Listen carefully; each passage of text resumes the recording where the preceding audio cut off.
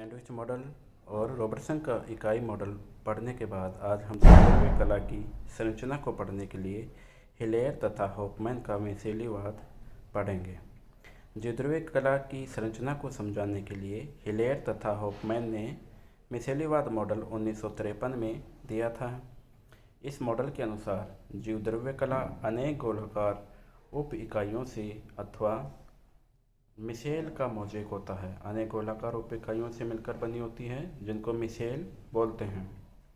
Micelle जल के अणु और वसीय अम्ल से मिलकर बनी संरचना होती है। अथवा जब जल का अणु वसीय अम्ल से घिरकर गोलाकार संरचना बनाता है तो उसे मिसेल कहते हैं। मिसेल का व्यास 40 एंगस्ट्रॉम से 70 एंगस्ट्रॉम तक होता है। वसीय अम्ल का ध्रुवीय सिरा परिधि की ओर तथा अध्रुवीय सिरा केंद्र की ओर होता है। ध्रुवीय सिरा जल स्नेही तथा अध्रुवीय सिरा जल विरोधी होता है। प्रोटीन की एक स्तरीय परत मिसेल के चारों ओर पाई जाती है।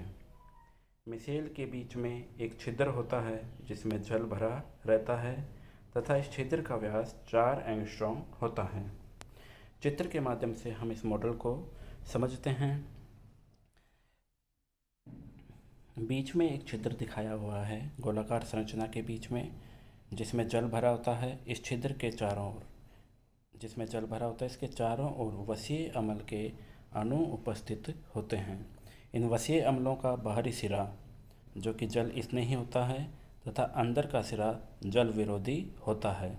इस प्रकार से मिसेल गोलाकार संरचना होती है जो कि बीच में जल का अणु और चारों ओर वसीय अम्ल के अणु उपस्थित होते हैं। अनेक गोलाकार संरचनाएं मिलकर मिसेल का निर्माण करती हैं। इन मिसेल के चारों ओर प्रोटीन की एक स्तरीय परत चारों तरफ पाई जाती है। हिलेयर तथा हॉफमैन द्वारा प्रस्तुत द्विध्रुवीय कला का मॉडल पढ़ने के बाद नेक्स्ट मॉडल सिंगर तथा निकोलसन का तरल मोज़ेक मॉडल पढ़ेंगे। द्विध्रुवीय कला की संरचना को समझाने वाला यह सर्वमान्य मॉडल है। S.J. सिंगर और G.L. निकोलसन ने 1972 में इस मॉडल को दिया था। इस मॉडल के अनुसार द्विध्रुवीय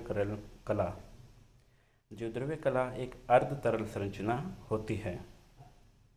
द्विध्रुवीय कला में लिपिड के अणु 2 स्तरों में व्यवस्थित रहते हैं और प्रोटीन लिपिड स्तरों के संबंध के आधार पर 2 प्रकार की होती हैं।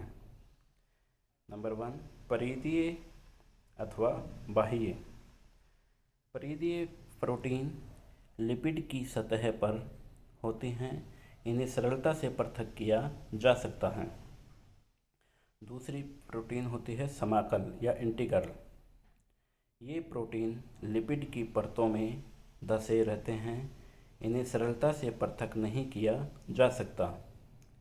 इस मॉडल के अनुसार द्विध्रुवीय कला सेमी फ्लूइड यानी अर्ध तरल होती है जिसमें उपस्थित प्रोटीन लिपिड स्तर में गति करते रहते हैं और समय अनुसार अपना स्थान बदलते रहते हैं। चित्र के माध्यम से सिंगर और निकोलसन के मॉडल को समझेंगे। लिपिड 2 परतों के अंदर व्यवस्थित होती है। इस मॉडल के अनुसार बाह्य परत और आंतरिक परत। लिपिड का बाहरी सिरा जलरागी तथा आंतरिक सिरा जल विरागी होता है। इन लिपिड की परतों के मध्य प्रोटीन के अणु व्यवस्थित होते हैं। ये प्रोटीन अपनी स्थिति के अनुसार 2 प्रकार के होते हैं, एक बाह्य या परिधीय प्रोटीन, दूसरी इंटीग्रल यानी समाकल प्रोटीन। ये प्रोटीन अर्ध तरल संरचना होने के कारण इन लिपिड की परतों के अंदर गति करते रहते हैं और समय के साथ अपना स्थान बदलते रहते हैं। द्विध्रुवीय कला के मॉडल को पढ़ने के बाद अब हम द्विध्रुवीय कला के फंक्शन के बारे में पढ़ेंगे। फंक्शन ऑफ प्लाज्मा मेम्ब्रेन या द्विध्रुवीय कला के कार्य। कोशिका की जीवद्रव्य को बाहरी वातावरण से पृथक करता है, अर्थात जीवद्रव्य कला द्वारा कोशिका के आंतरिक वातावरण और बाहरी वातावरण को पृथक किया जाता है। चयनात्मक रूप से पारगम्य आयनों के अवशोषण व विशोषण को नियंत्रित करती है, अर्थात जीवद्रव्य कला चयनात्मक पारगम्य होती है जो आवश्यक आयनों के अवशोषण और उनके विशोषण यानी बाहर निकालने को भी नियंत्रित करती है। एंडोसाइटोसिस की क्रिया जीवद्रव्य कला के द्वारा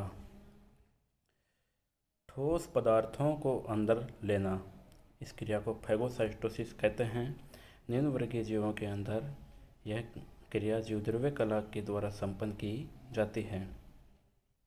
ठोस पदार्थों को जब सीधे ही जीवद्रव्य कला द्वारा अवशोषित किया जाता है तो उस क्रिया को एंडोसाइटोसिस कहा जाता है। पिनोसाइटोसिस, जब तरल पदार्थों को अंदर लिया, जीवद्रव्य कला के द्वारा जब तरल पदार्थों को ग्रहण किया जाए तो उसे पिनोसाइटोसिस कहते हैं। अर्थात एंडोसाइटोसिस क्रिया दो टाइप की होती है, 2 टाइप्स होते हैं इसके, फैगोसाइटोसिस और पिनोसाइटोसिस।